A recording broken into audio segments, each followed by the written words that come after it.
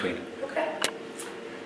So my name is Symone Simmons. I'm one of the assistant directors in the Gender and Sexuality Center, mainly focused on education and evaluation, specifically coordinating and facilitating our Safe Zone program, which used to be called an allied program. Now it's really about how to live life that supports, encourages, affirms all people, especially folks who identify with the LGBTQ community, folks who may not have had that in the past. And Safe Zone started in 2002. Actually, wow, that's been 12 years now, nope, 13 years now, that we've been providing education and awareness around LGBTQ issues and identities, with the goal of increasing understanding and, like I said, really helping folks to support, encourage, and affirm everyone's life. Also,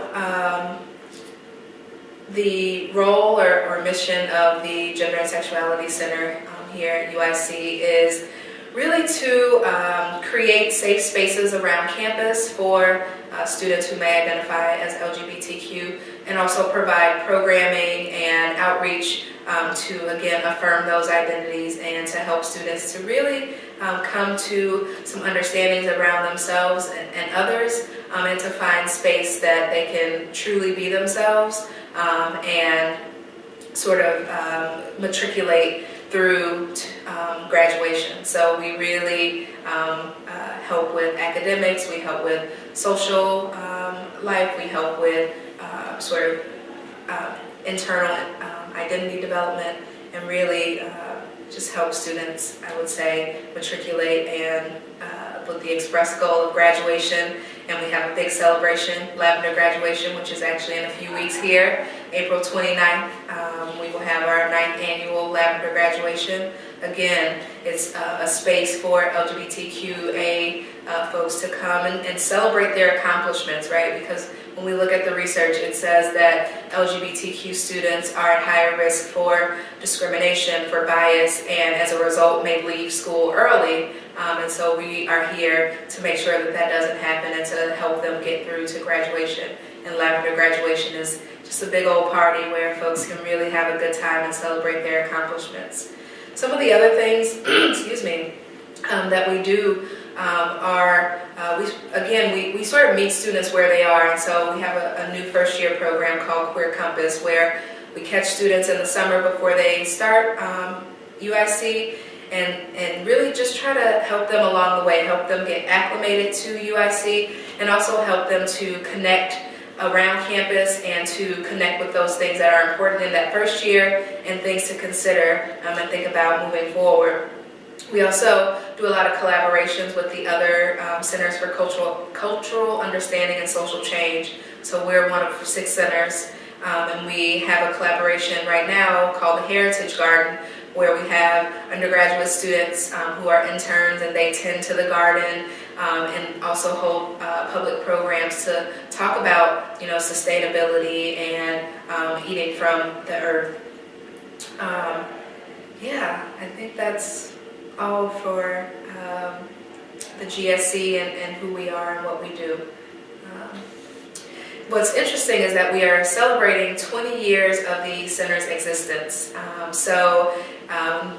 I don't know if I should mention this, you can edit it out, but the room that we're in right now is the gallery space, and up until a few weeks ago, the exhibit that was in this gallery was a timeline of the center's sort of history, starting in 1993-94, when the first group of students sort of demanded a space on campus, right? So they came to UIC, were identifying somewhere along the LGBTQ spectrum, and didn't find space where they could be themselves and space where they could be affirmed. And so they got together as a student group and went to other student groups and faculty and staff around campus for signatures to demand that a space be created. And at that point, it was one office in some obscure building, right? And it was only open for office hours or by appointment. And we've sort of evolved into this space that includes a lounge, that includes a gallery, that includes some additional office spaces, again, providing support and encouragement and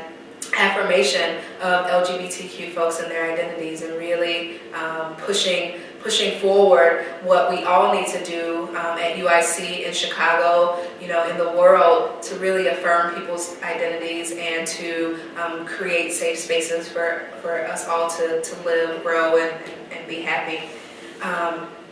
Now what we have in this exhibit is student artwork. So we put up the timeline and we invited students to come in, artists to come in and take a look and to create some original pieces as a result of what they saw, right? And so that's what's hanging in our exhibit right now, and it's called Archival Impulse. So again, we are really providing programs and outreach and outlets for students to display their creativity, for students to have their names out there, to be able to put on their resume that they were in an art show, right, and showing it in an exhibit. So it's not just, right, those things that you might traditionally think about that a center would offer, but we provide all kinds of opportunities for students. We have lots of undergraduate interns that work with us, from psychology to health programs that really, again, just help to make the space better,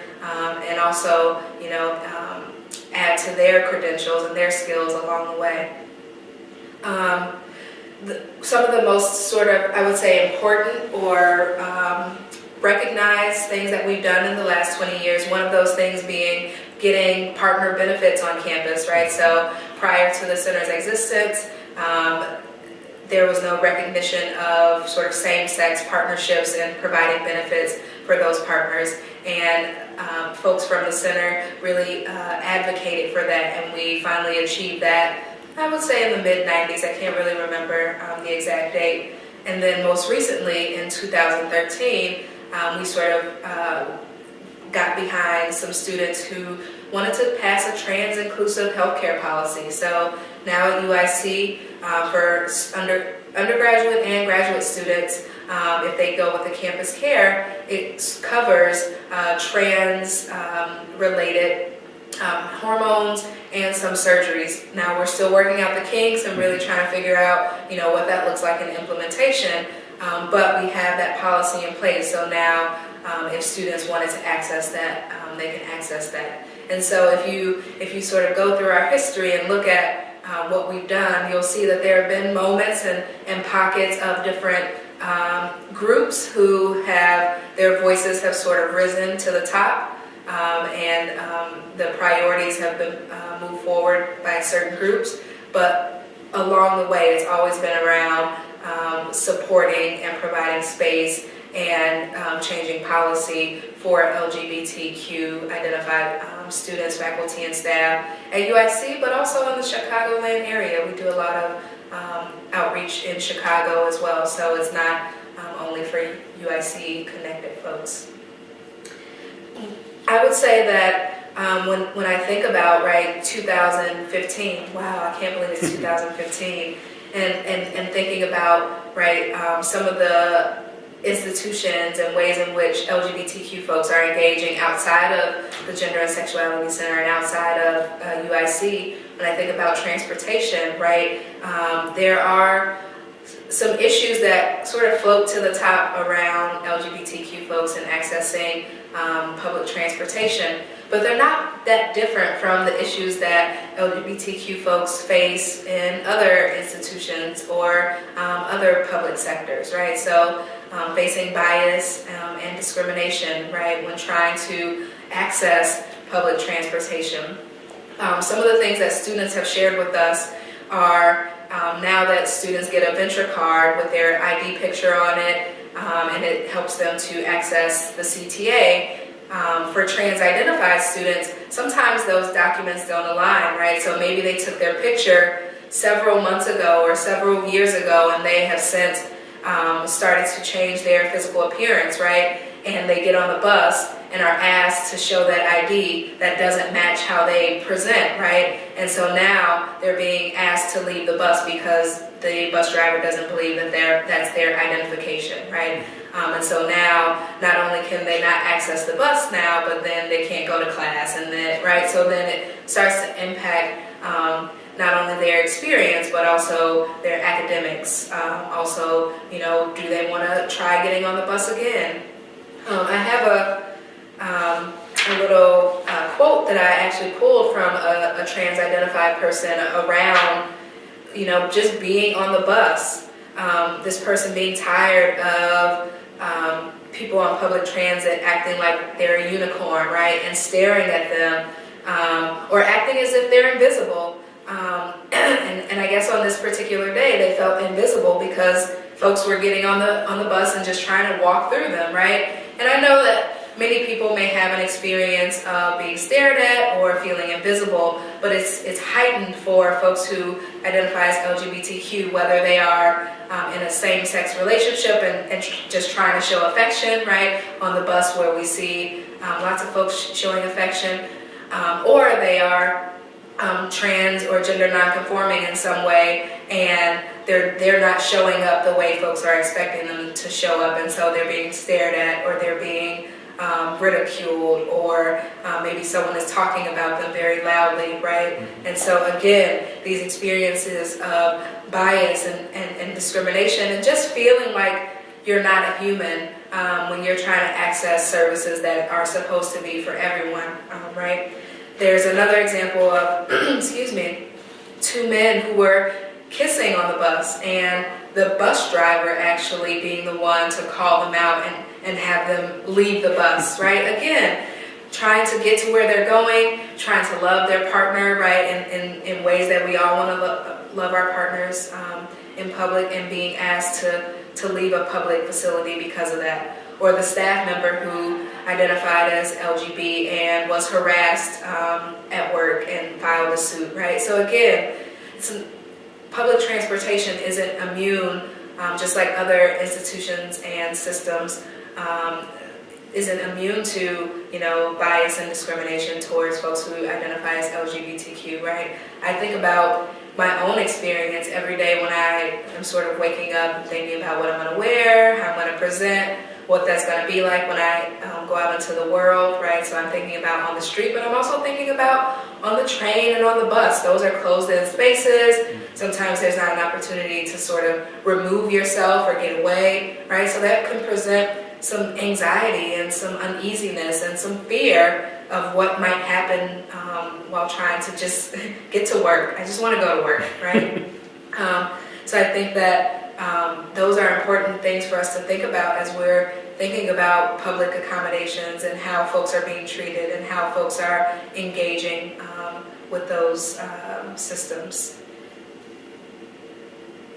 And I think that one of the, I would say, misconceptions about the challenges that LGBTQ folks face is that it only happens to LGBTQ folk, right? Or that these things only impact folks who identify as LGBTQ, right? But someone could be gender nonconforming and not be trans, not be LGB, and experience that harassment on the train or on the bus or in the grocery store, right? Or someone could, again, folks just don't have to identify as LGBTQ to experience the harassment and the bias that LGBTQ folks face. There's another misconception that LGBTQ folks are a monolithic group, right? So even my use of the LGBTQ might signal that there is one community. Well, there is not one community, there are multiple communities, and there are ways in which folks who have different identities may be differently impacted by systems. For example, trans women of color are increasingly what's the word I'm looking for? More readily, I would say, impacted by homelessness, joblessness, by unemployment, engaging with the prison system, right? So again, those women's experiences are different than someone who may be a white gay man, right? For example,